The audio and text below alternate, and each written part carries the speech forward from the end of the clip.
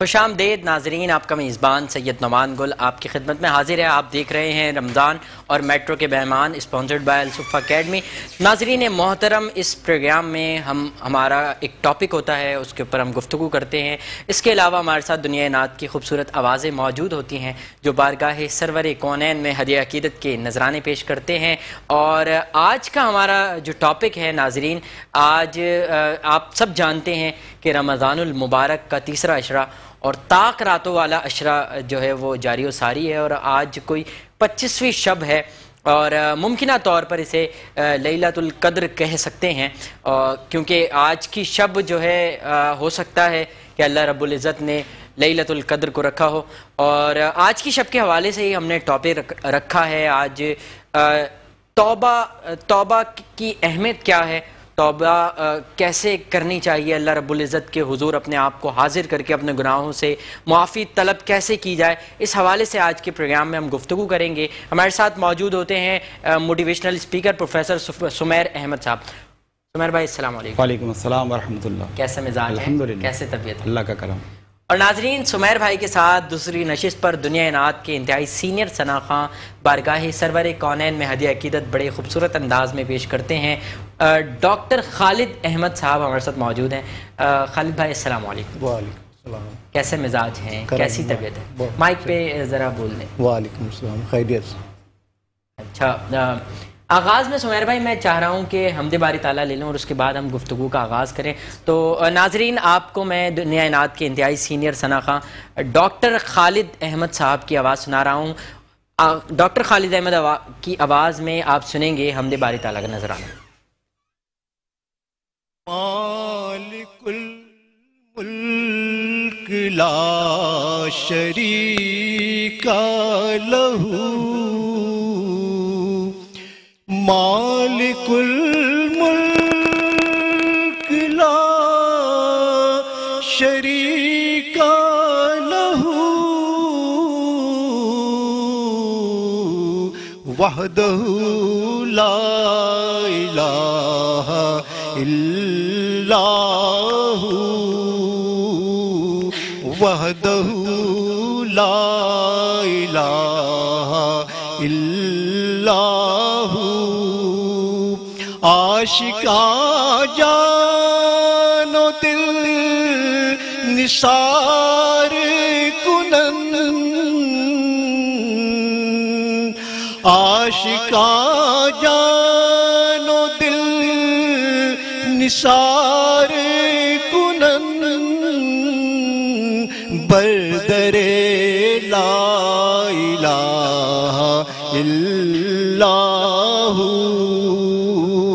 Brother لا الہ الا ہو، مصطفیٰ یافت در شب معراج،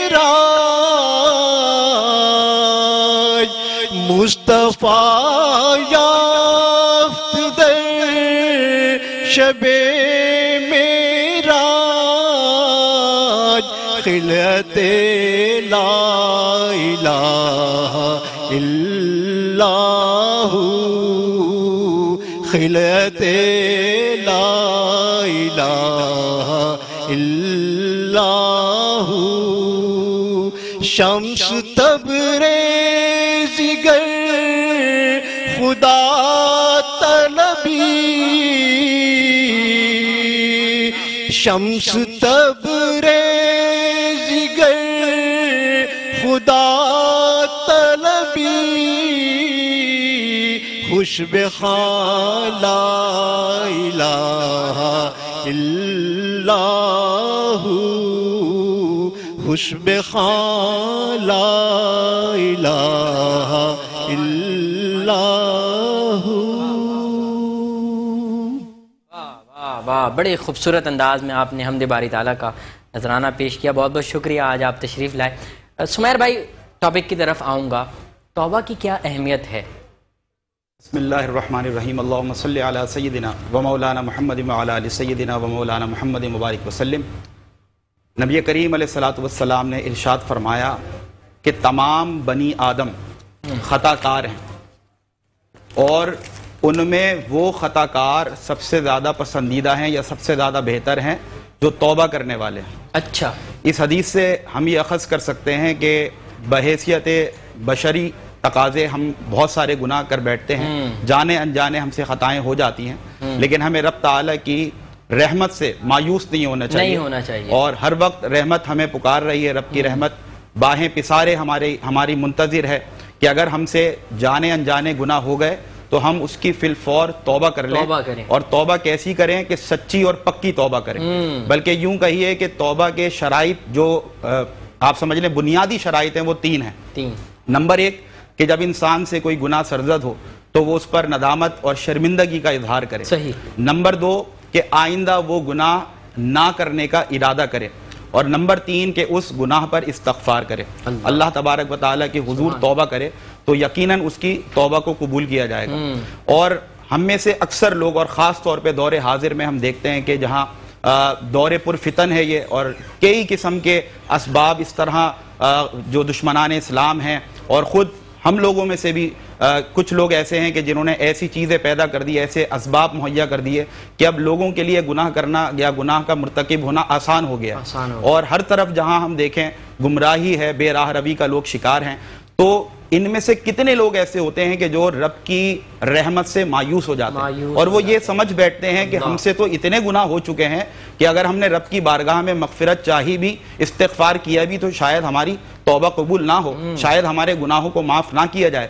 تو ان کی موٹیویشن کے لیے میں عرض کروں کہ ایسے لوگ کبھی بھی رب کی رحمت سے مایوس نہ ہو، کیونکہ خود رب تعالیٰ فرماتا ہے کہ یا ایھا الانسان ما غرک بربک الکریم، کہ اے لوگوں اپنے رب کی طرف سے تمہیں کس نے بہکاوے میں ڈال دیا، اپنے رب کی طرف سے تمہیں کس نے دھوکے میں ڈال دیا، تمہارے رب کی رحمت تو باہیں پسارے کھڑی ہے، بس دیر کس بات کی ہے کہ ہم تو مائل بکرم ہیں، کوئی سائل ہی نہیں، راہ دکھلائیں کسے راہ روے منزل ہی نہیں، تربیت عام تو ہے جوہر قابل ہی نہیں، جس سے تعمیر ہو آدم کی یہ وہ گل ہی نہیں۔ ایک مختصر واقعہ میں یہاں پر ضرور پیش کرنا چاہوں گا جس سے یقیناً ان تمام لوگوں کو مجھ سمیت موٹیویشن ملے گی کہ جانے انجانے بہت سے گناہ کر بیٹھے، اور آج بھی اگر سچے دل سے رب کی بارگاہ میں استغفار کریں تو ضرور بالضرور ان کے گناہوں کو بخش دیا جائے گا۔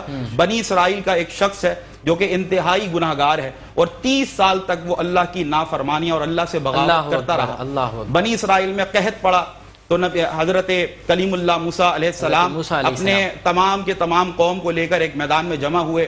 اب قحط پڑ گیا ہے، بارش نہیں ہو رہی، خشک سالی ہے، اور غلہ نہیں اگ رہا، اناج میسر نہیں ہے، تو رب تعالیٰ سے دعا کی جا رہی ہے کہ بارش ہو جائے، بارش برس جائے۔ لیکن اللہ تبارک و تعالیٰ اپنے کلیم حضرت موسیٰ علیہ السلام سے فرماتا ہے کہ اے موسیٰ، اس پورے مجمع میں، اس تیری قوم میں ایک شخص ہے جو 30 سال سے گناہگار ہے اور میرا نافرمان ہے، اور وہ نافرمانیاں کر رہا ہے، جب تک وہ اس مجمع میں بیٹھا رہے گا میں بارش نہیں برساؤں گا۔ اللہ اکبر۔ اب مجمع میں ایک شخص بیٹھا تھا جس کو معلوم تھا کہ یار واقعی میں ہی وہ شخص ہوں جس نے بے انتہا گناہ کیے ہیں، اور میں نے اپنی زندگی کو گناہوں سے بھر دیا ہے، یقیناً یہ میری ہی بات ہو رہی ہے، اور میں جب تک اس مجمع سے نہیں اٹھا بارش نہیں ہوگی، اور جو قحط پڑا ہوا ہے یہ دور نہیں ہوگا۔ تو اس نے کیا کیا؟ دل ہی دل میں رب تعالیٰ سے رجوع کیا اور اپنے گناہوں پر توبہ کرنا استغفار کرنا شروع کر دیا، اور اس نے یہ سوچا کہ باری الہ، اگر اس وقت میں اٹھ گیا تو جو گناہوں پر اب تک ستاری کی چادر تو نے ڈال رکھی ہے، میرے اٹھتے ہی وہ چادر اٹھ جائے گی، اور میں ان سب کے سامنے میرے گناہ آ جائیں گے کہ میں ہی وہ بدبخت اور بدنصیب گناہگار شخص ہوں جس کی وجہ سے بارش نہیں ہو رہی اور یہ قحط سالی ہے۔ تو اس نے رب سے دل ہی دل میں رو رو کر دعائیں کرنا شروع کر دی، استغفار کرنا شروع کر دیا۔ رب کو اس گناہگار پر اتنا رحم آیا کہ اچانک بادل آئے اور بارش شروع ہو گئی، اور موسلا دھار بارش برسنا شروع ہو گئی۔ تو موسیٰ علیہ السلام بڑے حیران ہوئے کہ ابھی تو وہ شخص مجمع سے اٹھا بھی نہیں، پھر یہ کیسے ہوا کہ موسلا دھار بارش برس رہی ہے؟ تو عرض کیا کہ مولا ابھی تو کوئی شخص اٹھا بھی نہیں، اور پھر کس طرح اتنی تیز بارش ہو گئی؟ تو رب تعالیٰ نے فرمایا کہ اے موسیٰ، جو گناہگار شخص تھا جس کی وجہ سے بارش نہیں ہو رہی تھی، ہم نے اب اسی کے سبب یہ بارش کر دی۔ اللہ اکبر۔ تو عرض کیا کہ مولا کہ وہ کون شخص ہے میری قوم کا کہ پہلے وہ اتنا گناہگار تھا کہ اس کی وجہ سے تو بارش نہیں برساتا تھا، اور اب اس نے کیسی توبہ کر لی. آخر وہ ہے کون جس کے سبب اب تو نے بارش برسا دی؟ تو اللہ تبارک و تعالیٰ نے ارشاد فرمایا موسیٰ جب ہمارا نافرمان تھا ہم نے جب تجھے نام نہیں بتایا اب تو ہم سے دوستی ہو گئی، اب نام کیسے بتایا؟ تو اگر آج بھی ہم سچے دل سے توبہ کریں تو رب تعالیٰ کی رحمت بہت وسیع ہے.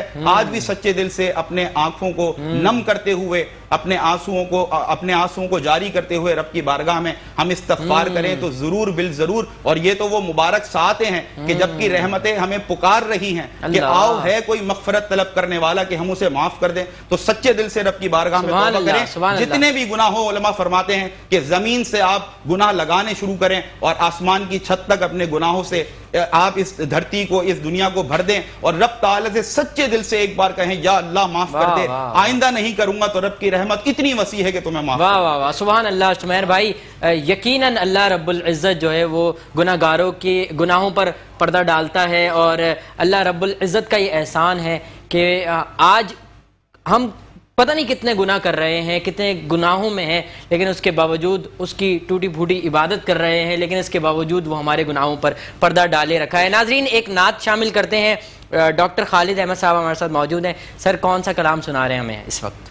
جب حسن تھا ان کا جلوہ نما. سبحان اللہ. واہ واہ واہ واہ سبحان اللہ. جب حسن تھا ان کا جلوہ نما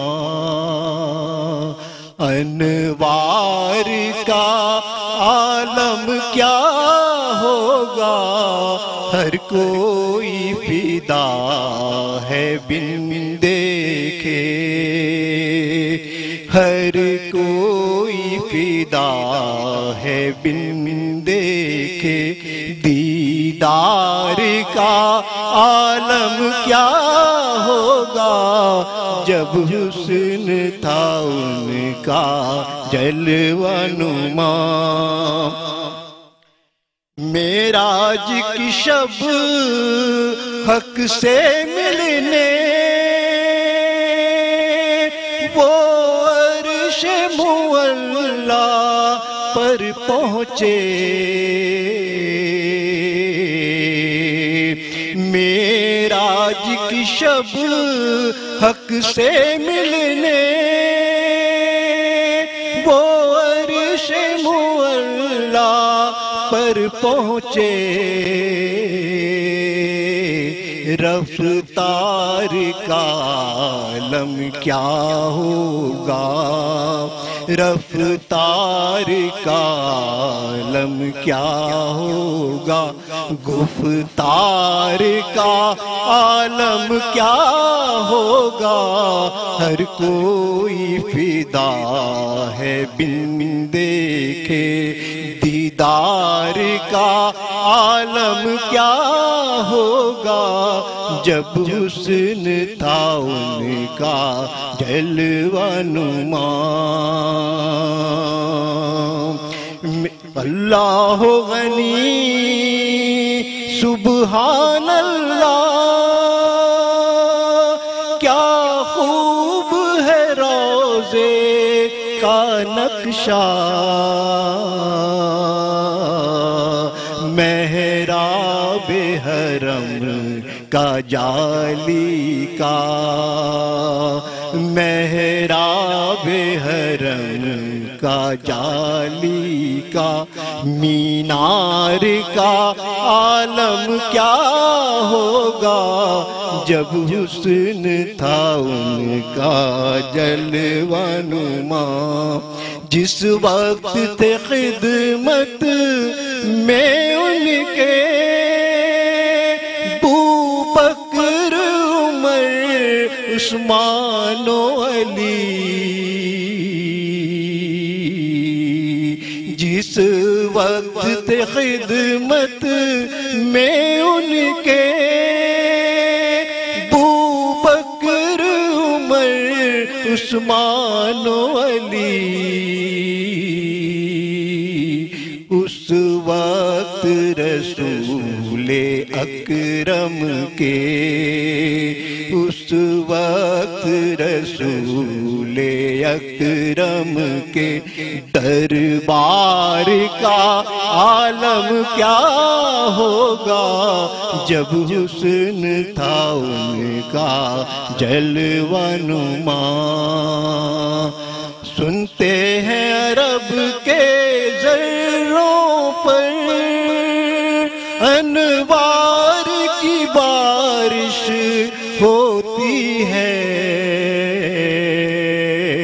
اے نجم نہ جانے طیبہ کے، اے نجم نہ جانے طیبہ کے گلزار کا عالم کیا ہوگا جب حسن تھا ان کا جلوہ نما.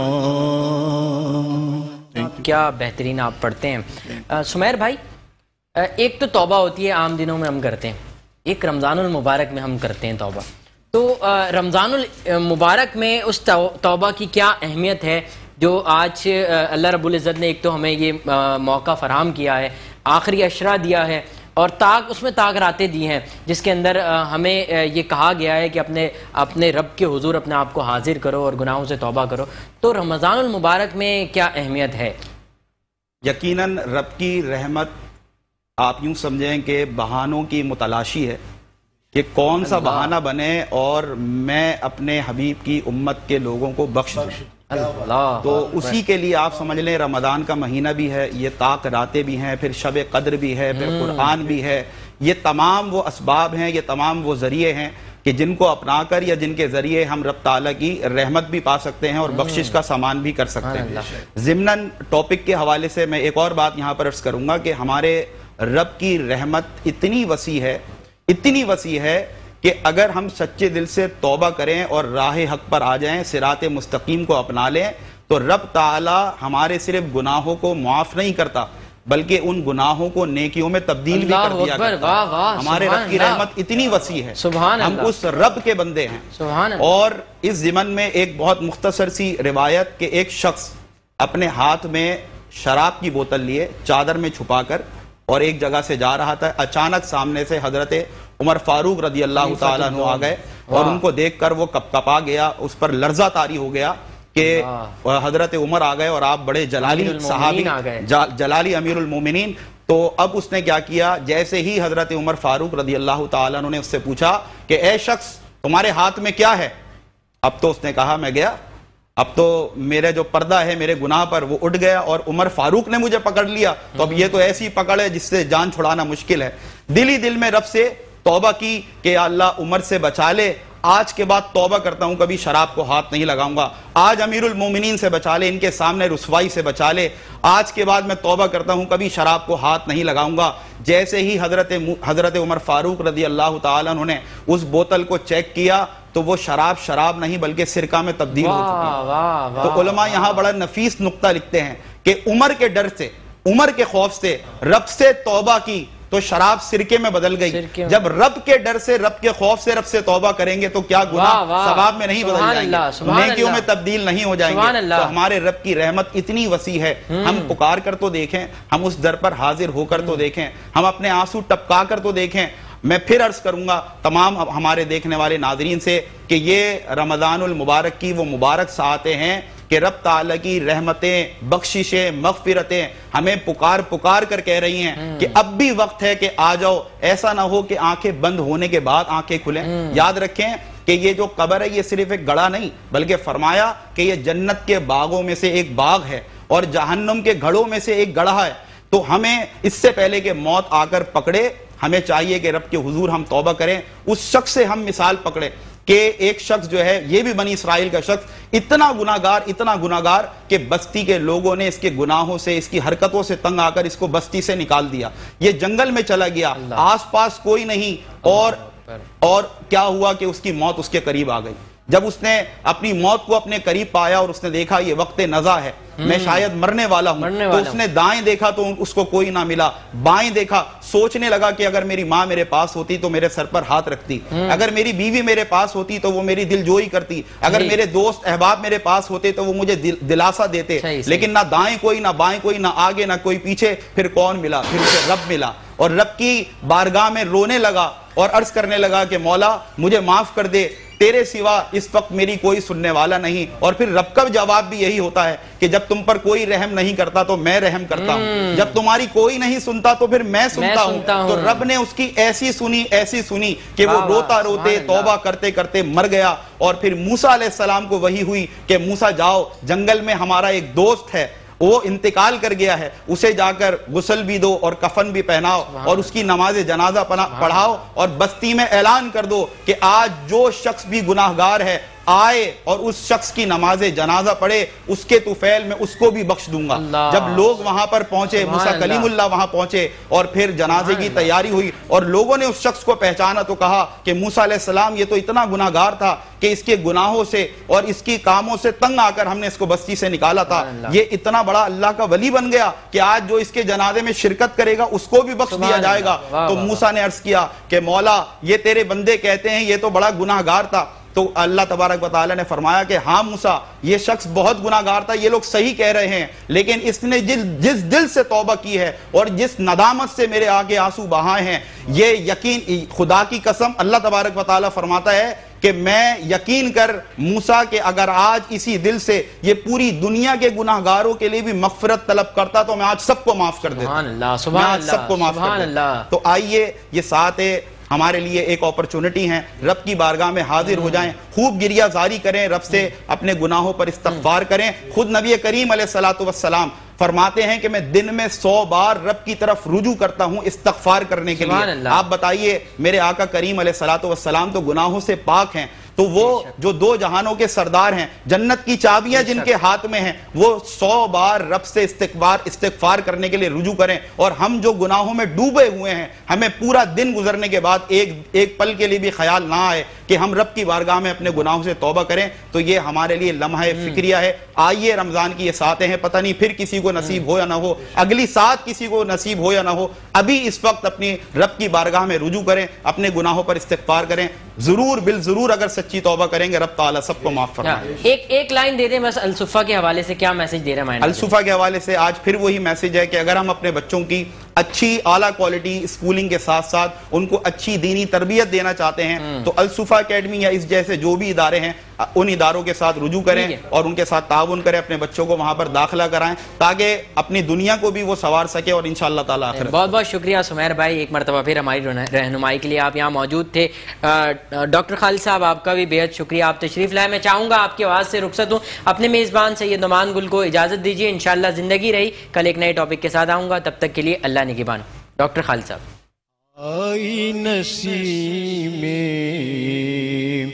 کوئے محمد صلی اللہ علیہ وسلم, صلی اللہ علیہ وسلم.